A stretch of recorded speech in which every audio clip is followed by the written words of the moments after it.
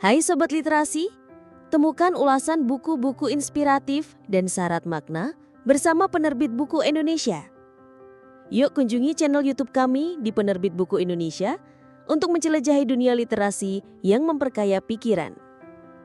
Desentralisasi dan pemekaran wilayah di Indonesia telah melahirkan banyak daerah baru yang diharapkan mampu tumbuh mandiri serta memberikan pelayanan optimal kepada masyarakat.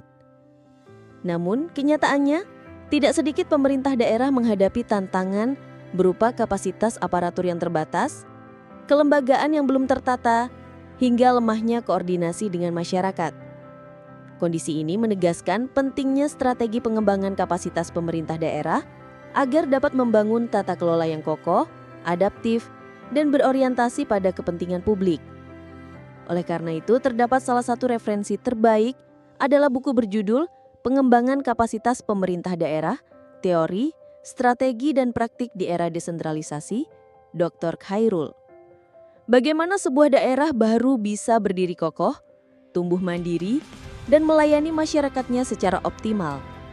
Pertanyaan mendasar inilah yang menjadi pintu masuk untuk memahami urgensi penguatan pemerintahan daerah.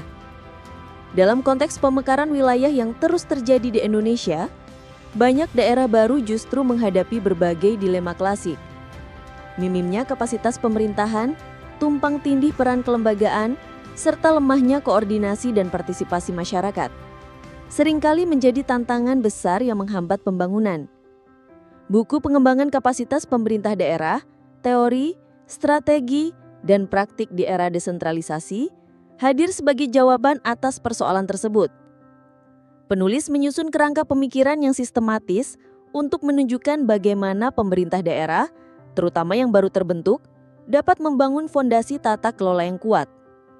Buku ini tidak hanya relevan secara akademis, tetapi juga praktis bagi para pelaku di lapangan.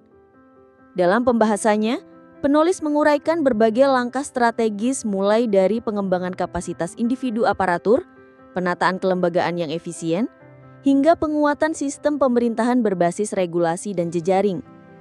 Setiap aspek disajikan secara rinci agar pembaca dapat memahami bahwa tata kelola pemerintahan yang baik tidak terlepas dari keterpaduan antara sumber daya manusia, institusi, dan aturan main yang jelas. Keunggulan buku ini terletak pada perpaduan antara teori dan praktik. Selain menyajikan landasan konseptual, penulis juga melengkapinya dengan pendekatan praktis, contoh program partisipatif, serta nilai-nilai lokal yang relevan seperti kepemimpinan adat dan budaya gotong royong.